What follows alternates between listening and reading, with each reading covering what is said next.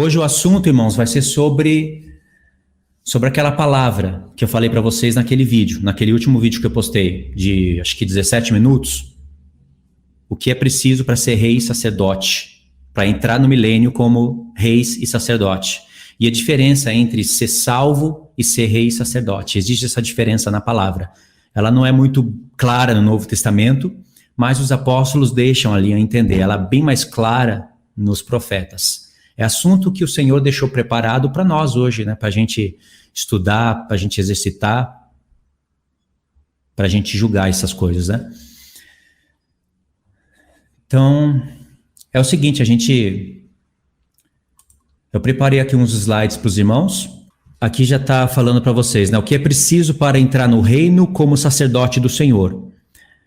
Esse templo aqui que vocês estão vendo, ele está em Ezequiel do capítulo 40 ao 48. E esse templo ele vai existir literalmente no milênio. Como que a gente sabe disso? Ao ler Ezequiel do 40 ao 48 com muita atenção e prestando atenção no conteúdo todo do livro. E esse templo ele é quadrado e ele já estava representado aqui no peitoral do sumo sacerdote. Tá vendo? Ele é quadrado. Já estava aqui. Tem 12 pedras preciosas e aqui nesse desenho não aparece, mas tem tribos aqui. Tem tribos aqui, ó. Tem portas nesse templo. Tem 3 aqui, 3 aqui, 3 aqui e 3 aqui. Igual na Nova Jerusalém, só que esse templo ainda não é a Nova Jerusalém. Tá certo, irmãos? Só explicando para vocês esse primeiro ponto. Então, irmãos, eu separei aqui alguns textos. Presta atenção na leitura e depois a gente vai entendendo as coisas, tá bom? Aqui em Atos 11, do 12 ao 14, diz o seguinte: Então o Espírito me disse que eu fosse com eles, sem hesitar. Foram comigo também esses 6 irmãos e entramos na casa daquele homem. E eles nos contou como vira o anjo em pé em sua casa e que lhe dissera: Envia Jope e manda chamar Simão, por sobrenome Pedro, o qual te dirá palavras mediante as quais será salvo tu e toda a sua casa. Nesse contexto aqui, Pedro ele vai pregar o evangelho para Cornélio e para sua família. E esse texto aqui, irmãos, é um dos textos que se usa para falar que apenas você ouvir a palavra, você é salvo. E a pessoa ainda acha que sendo salvo já vai ser rei e sacerdote só porque ouviu a palavra. Por isso que eu separei esse texto, tá bom? Vamos continuar lendo. O estudo vai fazendo sentido conforme nós vamos avançando. Aqui em Atos 11:15, diz o seguinte: Quando, porém, comecei a falar, aqui é Pedro falando, irmãos. Quando, porém, comecei a falar, caiu o Espírito Santo sobre eles, como também sobre nós no princípio. Então me lembrei da palavra do Senhor, quando disse: João, na verdade, batizou com água, mas vós sereis batizados com o Espírito Santo. Veja que aqui não diz com espírito e com fogo, porque João Batista disse com espírito e com fogo. Só que aqui, o batismo que Cornélio recebeu, ele recebeu o batismo de obediência. Ele recebeu o dom do Espírito Santo, assim como Pedro recebeu. E aqui é um ponto que nos leva para a festa, por isso que eu também puxei aqui um pouquinho para falar das festas, né? Bem resumidamente mesmo. Então, Cornélio ainda ia ser batizado com fogo, ainda iria passar pela aprovação, mas aqui ele recebeu, em primeiro lugar, o Espírito Santo de obediência, o batismo de obediência, e logo depois, no contexto, vocês vão ver que Pedro manda ele se batizar nas águas. Se não fosse necessário batizar nas águas, Pedro não iria falar isso, né? E aqui vê que Pedro diz, ó, como também sobre nós no princípio. Então Pedro apontou para o dia do Pentecoste, para o dia 50, certo? Aí eu coloquei aqui para vocês, ó, a Páscoa, que é um pão sem fermento. Esse pão sem fermento é Cristo. E depois tem o Pentecoste, que são 2 pães com fermento. Vamos ver aqui, ó.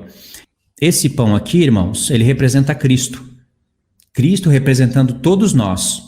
Por isso que é sem fermento, porque Cristo é sem pecado. Agora, no Pentecoste, na lei estava escrito que era para apresentar 2 pães e com fermento.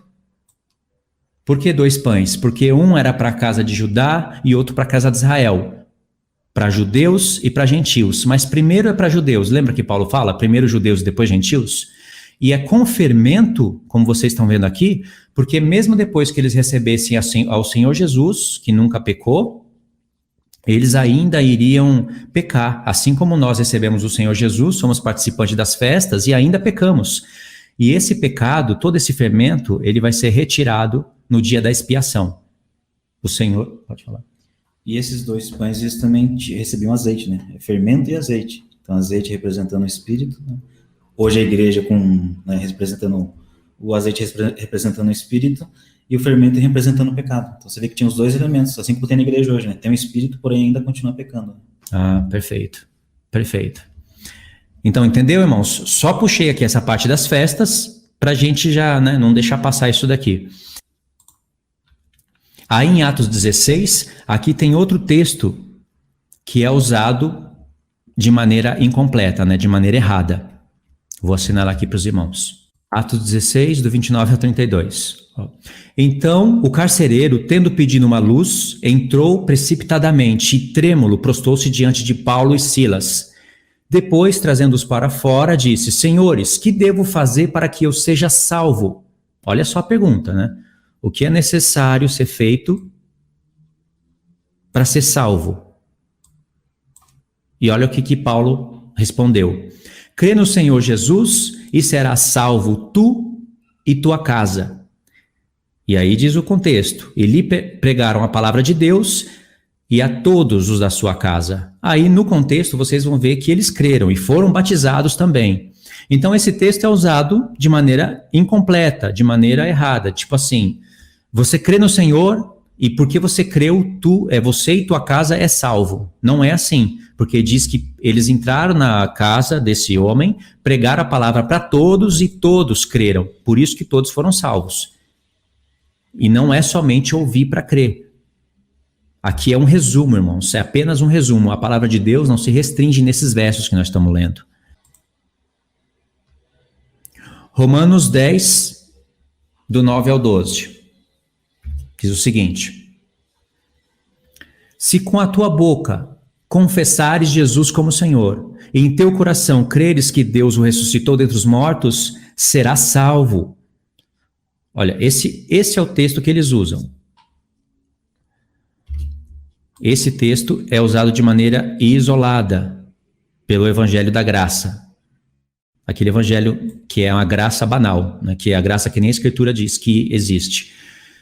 Se com a tua boca confessares o Senhor Jesus como Senhor, né, e em teu coração creres que Deus ressuscitou dentre os mortos, serás salvo. Essa é uma frase verdadeira, porém, se você isolar ela do contexto, ela se torna perigosa. Ela se torna aquele evangelho que você apenas confessou com a boca, já é salvo. E aí você já é até rei e sacerdote no milênio. Isso já não é verdade. Olha o contexto. Esse é um contexto imediato que não é usado. Ó. Pois não há distinção entre judeus e gregos, uma vez que o mesmo é o Senhor de todos, rico para com todos os que invocam. Então, Paulo está dizendo aqui que para a salvação, sim, não há distinção, tanto para judeu como para o grego. Se o gentil confessar o Senhor Jesus com a boca e no coração ele crê que Deus ressuscitou o Senhor Jesus dos mortos, e existe um fundamento para isso na lei e nos profetas, aí se ele no coração acreditar nisso, ele vai ser salvo, só que existe um processo para isso ocorrer na vida dele. Não é apenas confessar que é salvo. Então eu separei aqui um contexto imediato para vocês verem que isso é verdade mesmo. Ó, Romanos 9, do 30 ao 33. Esse é o contexto, tá, irmãos? Eu voltei um pouquinho só na carta, para vocês verem que o porquê que Paulo falou aquilo. Ó. Que diríamos, pois? Que os gentios que não buscavam a justiça, a justificação, vieram a alcançá-la. Todavia, a que decorre da fé. E Israel, que buscava a lei da justiça, não chegou a atingir essa lei. Por quê? Porque não decorreu de fé, e sim como que das obras. Aí tem um texto que ele cita aqui, tropeçaram na pedra de tropeço. É um texto que está escrito. Então esse é o contexto, irmãos. Os judeus estavam complicando a salvação, o processo de salvação. Paulo queria desvincular o cristianismo do judaísmo. Por isso que o apóstolo Paulo fala tanto da fé, em contraste com as obras da lei. Esse é o contexto. Por isso que quando chega em Romanos 10, ele fala que se confessar com a boca é salvo. Esse é o contexto. Em Romanos 10, do 3 ao 6, diz assim: porquanto, desconhecendo a justiça de Deus, se procurando estabelecer a sua própria, não se sujeitaram a que vem de Deus, porque o fim da lei é Cristo, para a justiça de todo aquele que crê. Ora, Moisés escreveu que o homem que praticar a justiça decorrente da lei viverá por ela. Mas a justiça decorrente da fé, assim diz. E aqui ele cita um contexto, né, da lei. Mas olha aqui, ó, de vermelhinho. Porque o fim da lei é Cristo. Significa fim de final mesmo. Acabou. E esse fim que vocês estão vendo aqui, irmãos, é de finalidade. Alguns falam que não é o fim, né? Alguns judaizantes, principalmente judeus messiânicos, dizem que não é fim de acabou, mas é sim, fim de acabou. Lei da antiga aliança, sacrifício de pecados, com sangue de animais, as festas no modelo da antiga aliança, em sombras. Isso acabou. Porque essas coisas apontavam para Cristo. E quando vem Cristo, que é a realidade de todas essas coisas, aí tem a justificação para todo aquele que nele crê. Ó, quando Paulo diz o fim da lei é Cristo, o mesmo texto, através de outras palavras, né? É a mesma coisa que Paulo está falando em Gálatas. A lei nos serviu de aio para nos conduzir a Cristo. Mas, porém, vindo Cristo, não estamos mais debaixo de aio. Ou seja, não estamos mais debaixo da lei. Porque o fim da lei, né, a finalidade dela era apontar para Cristo. Esse é o contexto, irmãos. Não é difícil. Aqui eu coloquei uma pergunta para vocês. Ó. Praticar a lei justifica o homem? O que vocês acham, irmãos? Praticar a lei justifica o homem? Justifica ou não justifica? Vamos ler Romanos 2, verso 13. Diz assim: porque os simples ouvidores da lei não são justos diante de Deus, mas os que praticam a lei hão de ser justificados. Estão vendo esse texto aqui? Esse texto aqui é a palavra de Deus, irmãos. A primeira vez que o apóstolo Paulo vai falar de justificação em Romanos, ele fala que é pela prática da lei. Está vendo aqui? Praticam a lei, hão de ser justificados. Que lei é essa? Essa é a lei da nova aliança. São os mandamentos de Deus, são as festas do Senhor, na realidade, sendo praticada na igreja. Entendeu? Essa é a lei. Não está falando nada de práticas judaicas, não está falando nada das coisas da antiga aliança, mas está falando das obras da fé. Então, esse texto aqui não pode contradizer o que o apóstolo Paulo está falando em Romanos 10. Se você confessar com a sua boca, você é salvo. Só confessar. Ainda tem gente que fala que não precisa praticar a lei, porque eles confundem, não sabe que lei que Paulo está falando, não consegue fazer a separação. Mas em qual texto que Paulo está falando a verdade? É só confessar com a boca que você é salvo ou você precisa praticar a lei para ser salvo? Porque aqui diz, os simples ouvidores da lei não são justos diante de Deus, mas os que praticam a lei hão de ser justificados. Mais um pouquinho ele vai falar de ser justificado por graça, depois ele vai falar de justificação pelo sangue, justificação pelo nome. Tudo a mesma coisa. Se você crê no nome do Senhor, então você recebe a graça dele. E se você recebe a graça dele, você sabe que ele morreu pelos seus pecados, que é a transgressão da lei. Então você não vai continuar sendo transgressor da lei. Você vai entender agora que o pecado habita em você e você vai lutar contra a carne. Entendeu? É só confessar com a boca que vai ser salvo? Não. Somente confessar com a boca traz salvação? O que nós vimos até agora?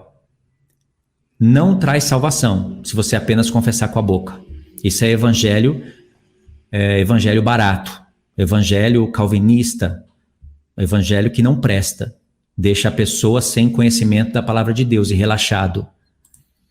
Número 2, ser salvo e ser rei e sacerdote são coisas diferentes? São coisas diferentes. Esse é o tema principal do vídeo, né? Esse ponto número 2. Mas eu aproveitei para ler esses textos aqui com vocês.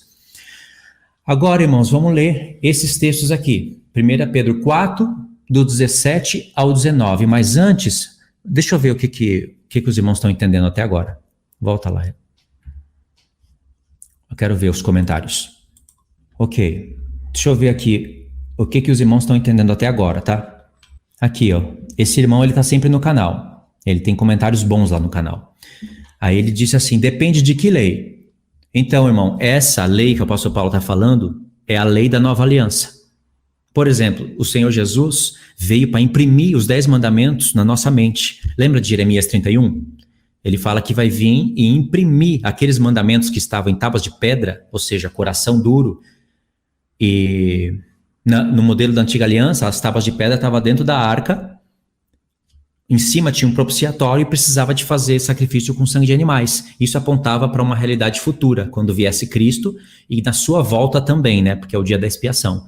Então, aquelas leis sendo tiradas das tábuas de pedra e sendo imprimidas no nosso coração, faz com que a gente não precise mais de sacrifício de animais.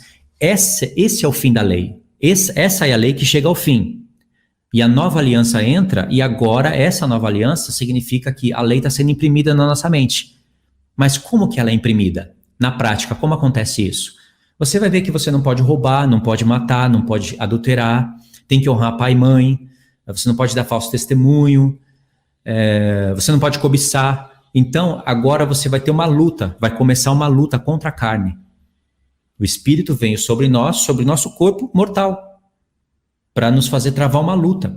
E através dessa luta que o Espírito, né, conectado com o seu Espírito, vai travar com a carne, é onde vai começar sendo imprimida as leis na sua mente. Você vai começar a ter conhecimento delas.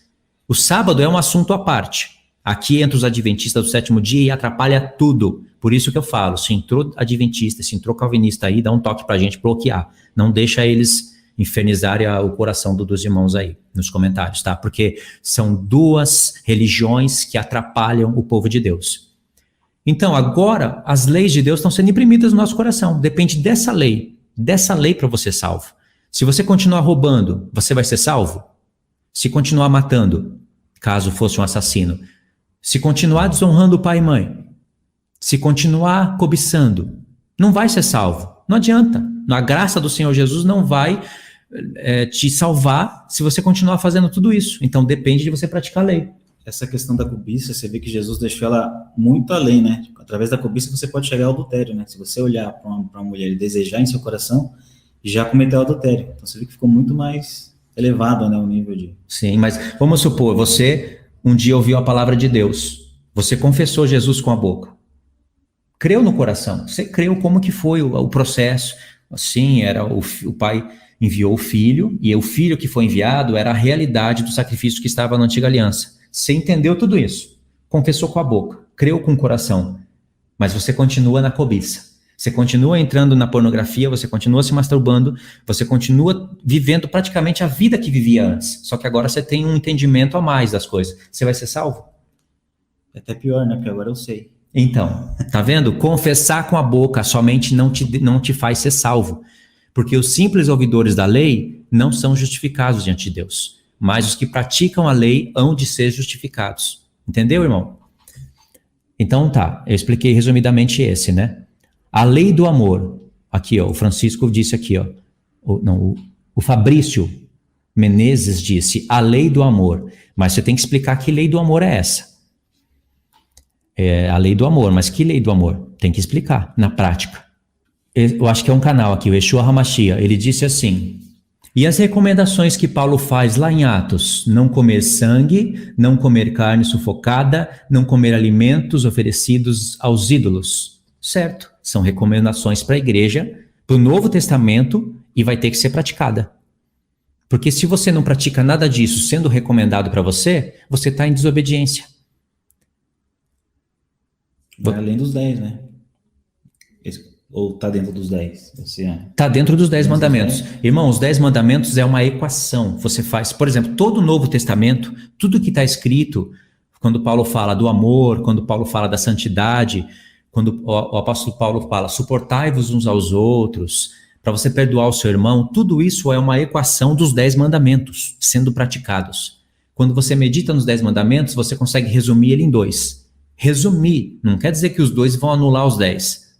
Os 2 principais mandamentos resumem os 10, entendeu? E o apóstolo Paulo ainda resume tudo em 1. Ele fala assim, não matarás, em Romanos 13 e em Gálatas também. Não matarás, não roubarás, não matarás, não roubarás, não adulterarás, não cobiçarás. E se existe qualquer outro mandamento, tudo nessa lei, nessa palavra se resume. Amarás o teu próximo como a ti mesmo. Porque quem ama o próximo ama a Deus e pratica os mandamentos. Entendeu? É um resumo. Então, como que se chega nesse resumo? Meditando nos 10 mandamentos. Jesus mesmo diz, né? Se me amares verdadeiramente, guardareis os meus mandamentos. Né? Tá vendo? Como a palavra do Senhor, né? Como que se prova o amor ao Senhor Jesus? Não é com dízimos, não é indo a cultos, não estou dizendo que não tem que ir, mas não é indo a cultos. O Senhor Jesus disse, se me amais, guardareis os meus mandamentos. E aquele que me amar, eu e meu Pai viremos a ele e faremos morada nele. E quais mandamentos são esses? Aqueles que o Espírito Santo está imprimindo na sua mente. Os 10. O Senhor Jesus vai imprimir os 10 mandamentos no coração dos reis e sacerdotes. Vamos ver se tem mais aqui. Aqui, ó. A irmã Emily perguntou, irmão, e o quarto? Acho que ela falou que ia dizer o quarto mandamento, né? O sábado. O sábado precisa de um estudo à parte, irmãos. E eu vou fazer uma live especial só sobre o sábado, tá bom? Mas ele está incluso. Eu não estou dizendo que é para guardar o sábado, sair guardando o sábado igual os adventistas. Não é isso, não. Mas o sábado é um mandamento que ele é mais profundo, ele é mais conectado com toda a lei. Ele envolve um monte de outros pensamentos, tá bom? Mas é importante também, tá? Ó, a irmã Janaína perguntou o que é carne sufocada, já que um irmão disse que isso daqui é uma ordem para uma lei para a nova aliança, né? Pode falar, irmão. Então, a carne sufocada é o animal que ele é enforcado, né? Não é igual a galinha mesmo. Você vai lá, puxa o pescoço dela lá e ela morre sufocada. O sangue dela não... O certo é derramar o sangue do animal, deixar o sangue correr para você não comer o sangue, porque tem a carne sufocada e também o sangue que você não pode, né? Porque se você sufoca o animal, vai somar com sangue, porque o sangue vai estar dentro do corpo do animal. Isso daí. Irmão, se vocês não estiverem ouvindo a voz do Grayson, ele já fala baixo naturalmente. O microfone também, ele tá aqui, ó, mais pro meu lado, né? Porque aqui no meio tá o mouse, tem um monte de coisa aqui na mesa. Aí vocês avisam, tá? Para ele começar a falar mais alto. Se vocês não ouvirem os comentários dele, tá bom? Então é isso daí, irmãos. Carne sufocada é que o Senhor não quer que a gente coma sangue, porque no sangue está a alma. No nosso sangue está a nossa vida. No sangue dos animais está a vida dos animais. E Deus não quer que você coma a vida dos animais. Quem faz isso são nações ímpias. São pessoas canibalistas. Até sacrifícios a demônios são oferecidos assim. Então, toma cuidado com carne que você compra, carne sangrando. Esse tipo de carne não é bom comer. Você está comendo o sangue do animal e pronto, acabou. Você tem que pesquisar isso, entendeu? Mas não é uma coisa para você ficar de maneira... não ficar paranoica. Mas, é claro, tem que tomar cuidado com isso daí. Está escrito, não é? Então não é para comer o sangue, ponto, pronto, acabou. Porque no sangue está a vida do animal. Faz mal isso daí. É contra a lei de Deus. Por isso que está escrito até no Novo Testamento. Tem gente que não liga para isso. Tem gente que tanto faz se a carne estiver babando sangue, mais gostoso ainda. E não sabe que está pecando por isso. Ok. Irmãos, agora vamos voltar para o estudo, tá bom? Eu só queria ver se os irmãos estavam entendendo o que eu li até agora, tá? Vamos voltar aqui para a tela. Onde é, irmão? Vamos ler 1 Pedro 4, do 17 ao 19. Diz assim: porque a ocasião de começar o juízo pela casa de Deus é chegada. Ora, se primeiro vem por nós, qual será o fim daqueles que não obedecem ao evangelho de Deus? E se é com dificuldade que o justo é salvo, onde vai comparecer o ímpio? Sim, o pecador. Por isso também os que sofrem segundo a vontade de Deus, encomendem a sua alma ao fiel Criador, na prática do bem. Irmãos, essa prática do bem é praticar a lei de Deus. O apóstolo Paulo fala que a lei de Deus é boa, é o bem. Quando Pedro fala na prática do bem, ele poderia ter escrito na prática da lei. Igual Paulo fala, tem que praticar a lei para ser justificado. Praticar a lei é a sua fé em ação. Entendeu? Mas olha só o que Pedro disse. O justo é salvo com dificuldade. Irmão, se vocês forem olhar em algumas traduções, vai estar escrito assim: se somente o justo se salva, aonde comparecerá o ímpio? São escolas teológicas que mudaram a tradução para dar pé para calvinismo, para dar pé para esse evangelho barato da graça. Entendeu? Pedro fala que é com dificuldade. Vocês podem ir no aplicativo e vocês vão ver que a palavra é dificuldade. Essa é a versão correta.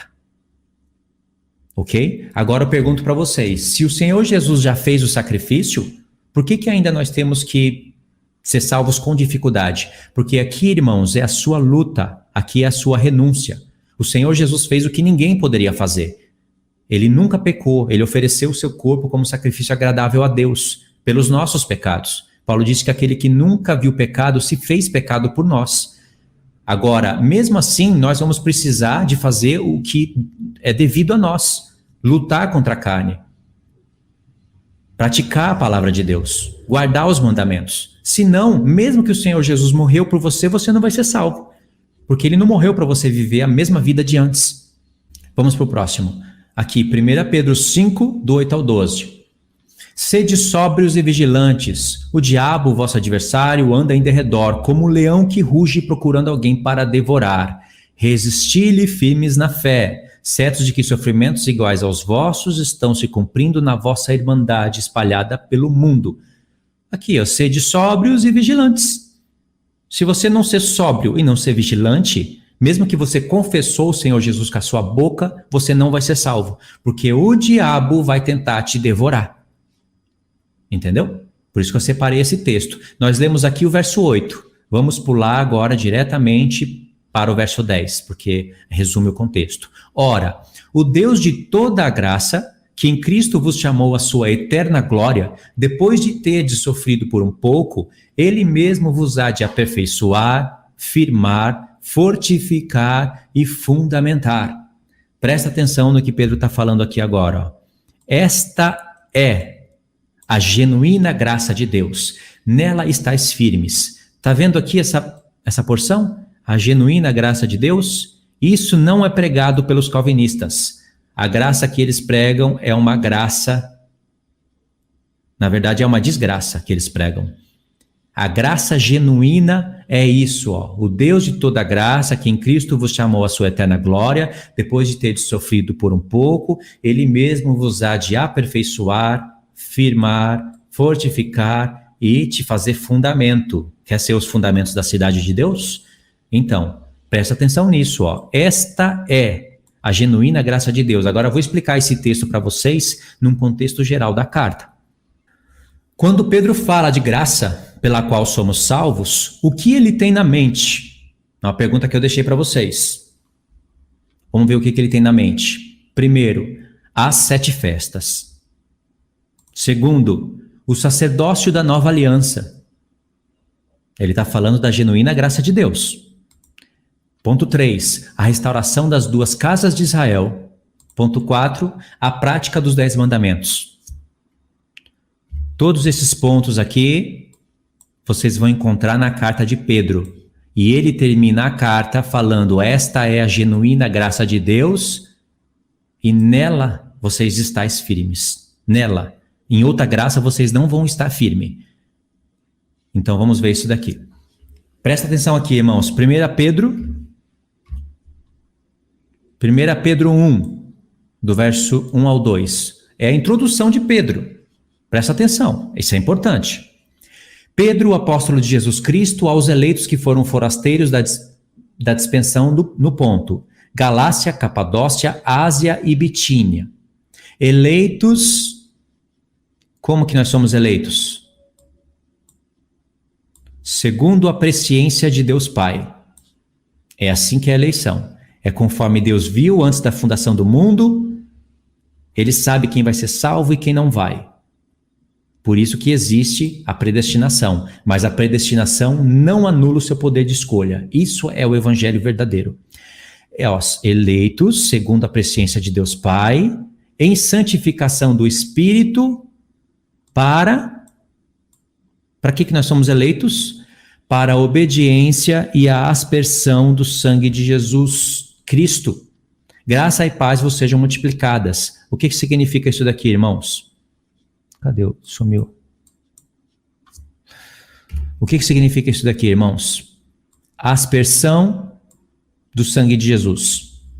O que Pedro está falando quando ele fala isso? Pensa. Ele fala que nós fomos eleitos pela presciência de Deus Pai, em santificação do Espírito para, isso é no futuro, para a obediência, ou seja, tem que ser obediente a Deus, e a aspersão do sangue de Jesus. Quando que tinha a aspersão de sangue na antiga aliança? Aqui está falando das festas, irmãos. Parece que não, mas ele está falando do dia da expiação. Vamos continuar lendo. Aqui, dia da expiação, mês 7, dia 10, o sumo sacerdote, esse que vocês estão vendo aqui, deixa eu assinalar aqui para vocês, esse que vocês estão vendo aqui, ó, ele aspergia sangue no propiciatório 7 vezes. Era o dia da expiação. Esse sangue aqui que vocês estão vendo representava o sangue de Cristo. Esses 2 querubins, eles apontam lá para Apocalipse 4. A Arca da Aliança é o propiciatório. E o mês 7, dia 10, é a volta do Senhor Jesus. É isso que Pedro está falando. Nós somos chamados para isso. Então Pedro, quando fala da graça, ele tem na mente isso daqui. Entendeu?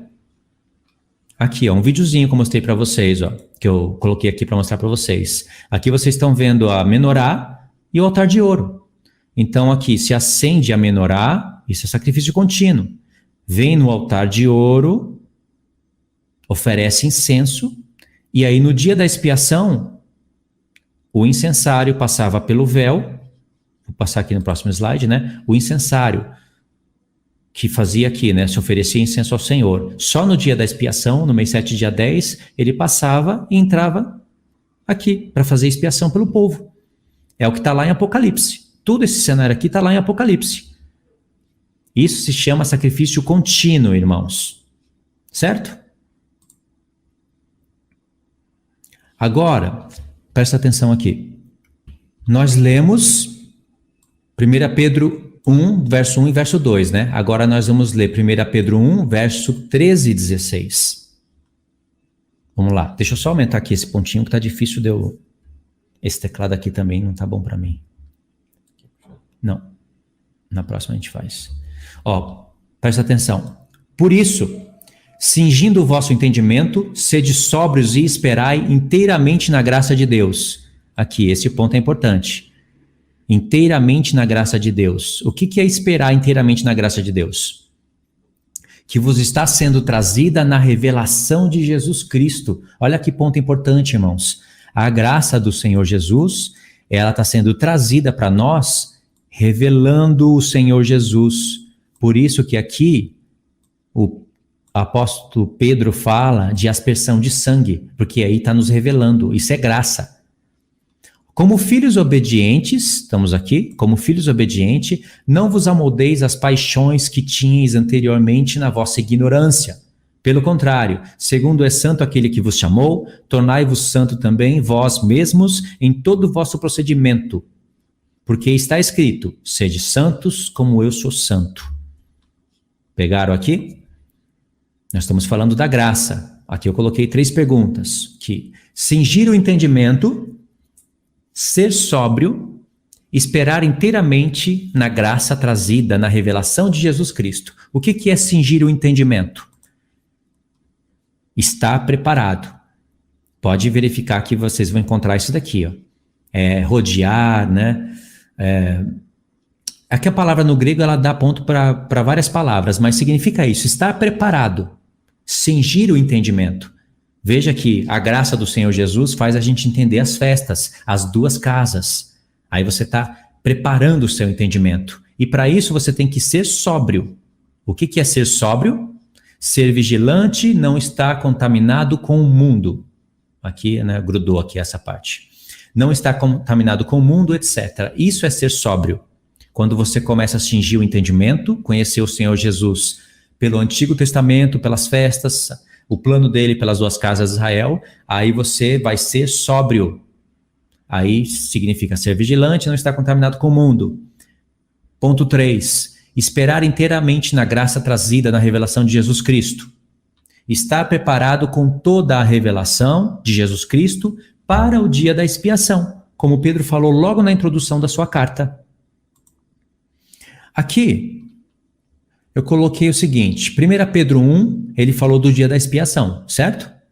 Em 1 Pedro 2, ele vai dizer assim: se achegando para ele, olha o que acontece. Todos esses pontos aqui vão estar escritos, eu estou resumindo o capítulo 2. Se achegando para ele, olha o que acontece. 7 coisas vão acontecer, que vai estar escrito. Primeiro, nós nos tornamos pedras vivas. Segundo, casa espiritual. Terceiro, sacerdócio santo. Quarto, sacrifícios espirituais agradáveis a Deus. Significa que o sacerdócio santo faz sacrifícios espirituais agradáveis a Deus. 5, sacerdócio real.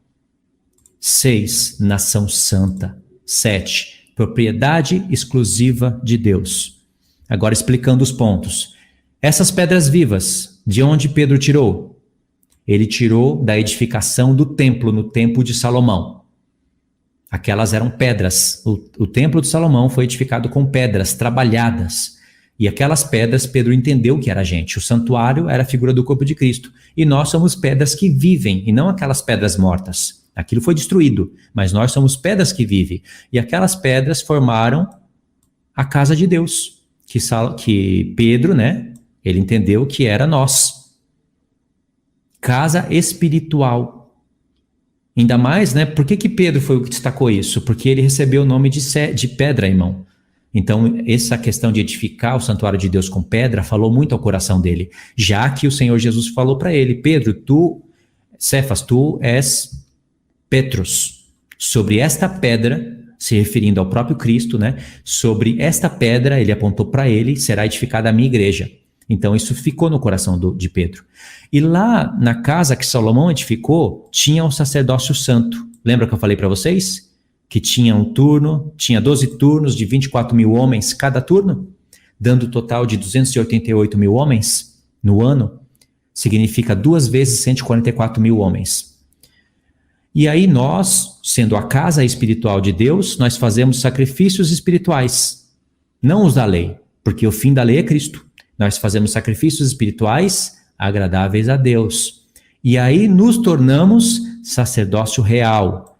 Essa palavra real aqui é de realeza. Sacerdócio real. Só quem é sacerdócio real, só quem faz sacrifícios espirituais se torna sacerdócio real. E aí você se torna a nação santa. E aí, por consequência disso, povo de propriedade exclusiva de Deus. Do que nós estamos falando aqui, irmãos? Nós estamos falando da genuína graça de Deus. Aquela graça que Pedro falou, esperar inteiramente na graça de Deus. Aquela graça que traz a revelação do Senhor Jesus Cristo. Aí, no capítulo 2, continuando a ideia, Pedro diz assim, Pedro fala das 2 casas de Israel. E ele diz assim: vocês que não eram povo, são povo de Deus. Vocês que não tinham alcançado misericórdia, alcançaram misericórdia. Tudo isso que vocês estão vendo na tela está no capítulo 2, irmãos. Isso daqui é a graça, é a revelação do Senhor Jesus Cristo trazida da graça do Senhor.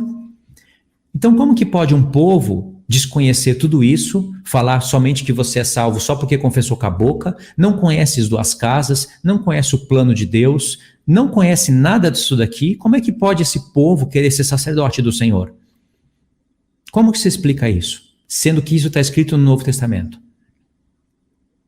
Então eu resumi para vocês o capítulo 1 e o capítulo 2, correto? Então vamos fazer checagem aqui em 4 pontos. 1. Salvos com dificuldade, certo? A palavra diz isso.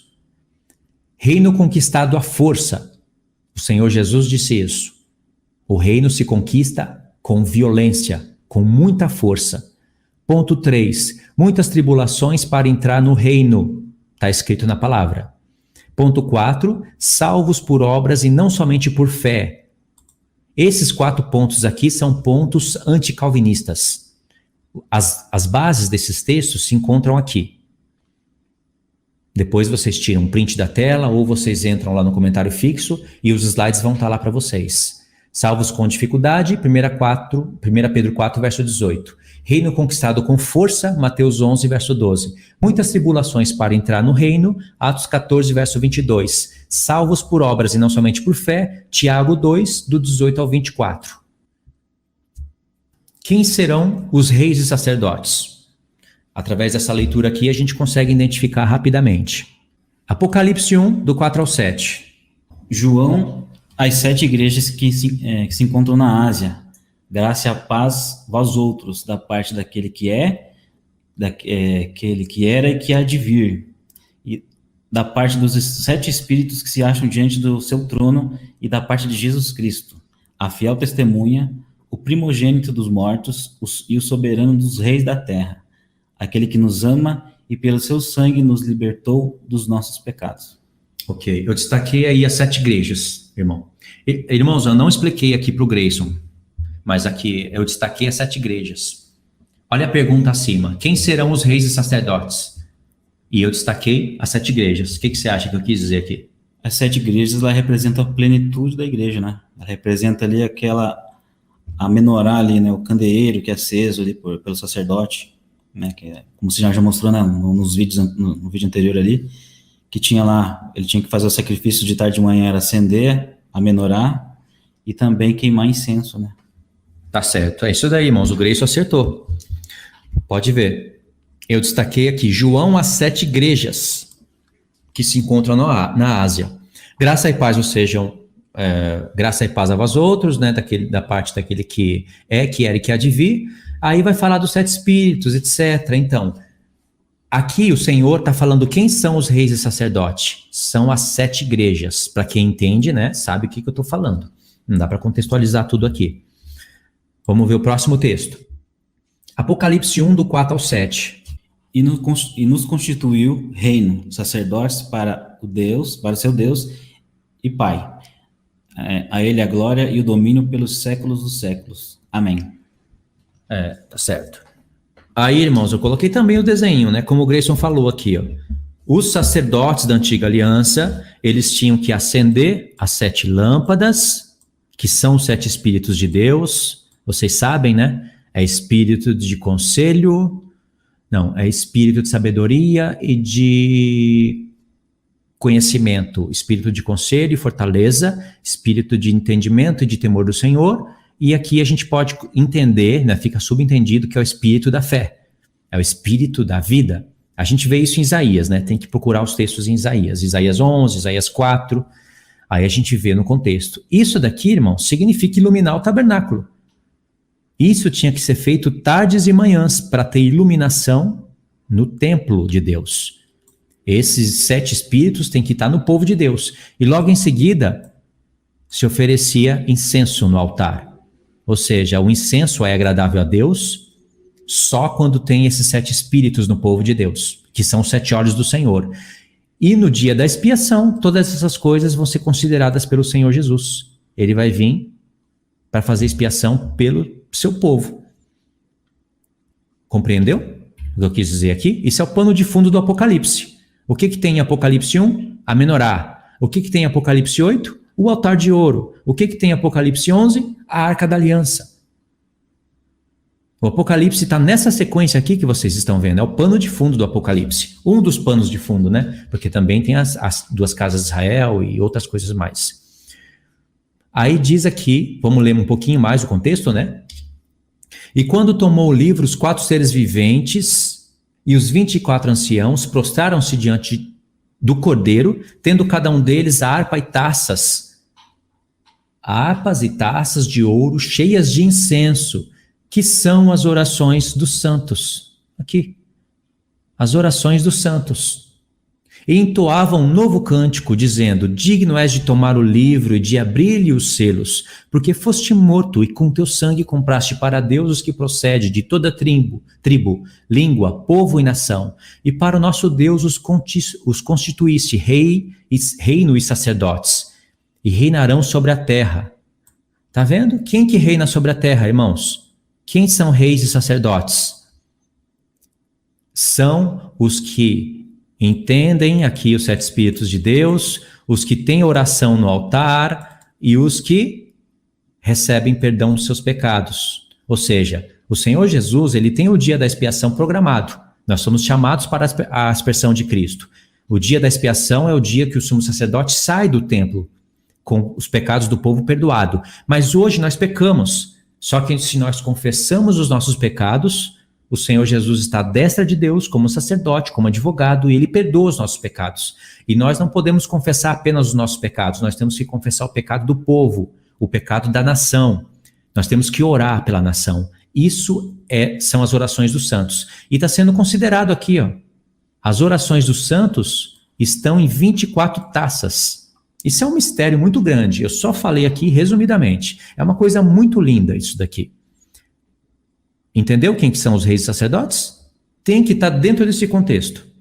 Então, irmão, só complementando um pouco ali sobre mais o sacerdócio, né?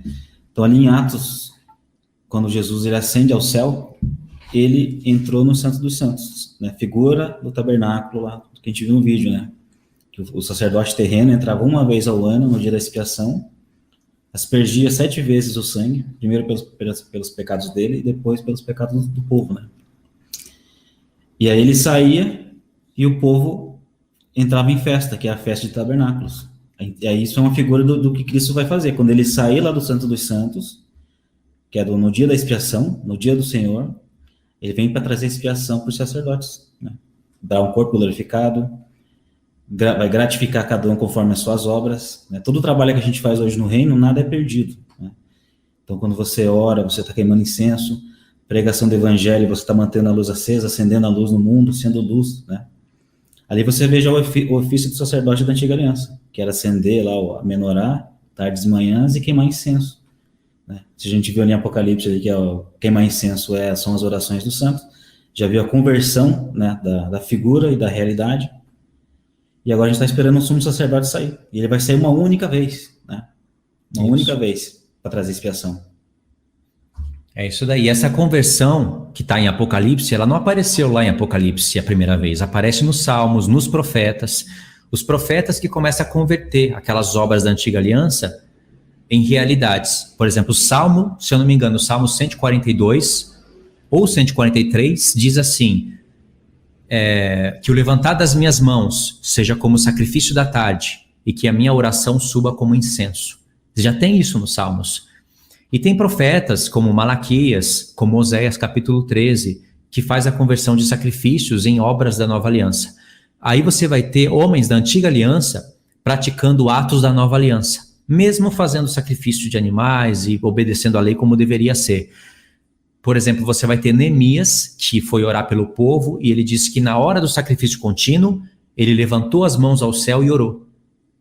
Na hora do sacrifício contínuo, que se fazia no templo, ele foi confessar o pecado do povo, e ele, querendo confessar todo o pecado da nação que estava em pecado, ele levantou as mãos para o alto e começou a orar. Ou seja, ele já estava sendo um sacerdote da nova aliança lá no tempo da antiga. Davi fez isso, Salomão fez isso, Daniel fez isso, todos eles eram sacerdotes da antiga aliança. Eles não eram sacerdotes porque não eram da tribo de Levi, mas eles, como judeus, estavam fazendo obras sacerdotais, mesmo estando na dispensação da antiga aliança, irmãos. Quanto mais nós, agora que vivemos na nova aliança plena, temos que fazer esses ofícios de sacerdotes do Senhor, se quiser ser rei e sacerdote.